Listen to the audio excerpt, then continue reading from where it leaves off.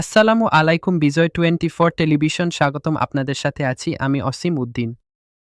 জামালগঞ্জে বোরো ধানের বাম্পার ফলন, কৃষকের মুখে হাসি। উপজেলা কৃষি কর্মকর্তা সুমন কুমার সাহা জানান, এবছর বাড়তি হাওরে 17,580 হেক্টর জমিতে বোরো ধান চাষ হয়েছে।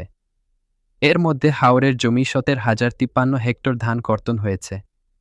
হাওরে 4,016 হেক্টর। ফলনের লক্ষ্যমাত্রা প্রায় 1.5 লাখ মেট্রিক টন, যার বাজার মূল্য আনুমানিক 600 কোটি টাকা। মোহাম্মদ শাহিন আলম, সুনামগঞ্জ প্রতিনিধি। সুনামগঞ্জের জামালগঞ্জে চলতি বোরো মৌসুমে ধানের বাম্পার ফলন হয়েছে। ফলে কৃষকের মুখে হাসি ফুটেছে, আশায় বুক বেঁধেছেন তারা। হাওরের মাঠে এখন ধান কাটায় ব্যস্ত সময় পার করছেন কৃষক কিষানীরা।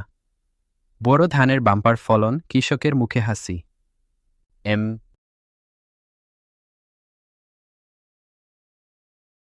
17,580 হেক্টর আবাদ হয়েছে। মধ্যবধি 17,053 হেক্টরের ধান কর্তন সংগ্রহ হয়েছে, যা শতকরা 97 ভাগ।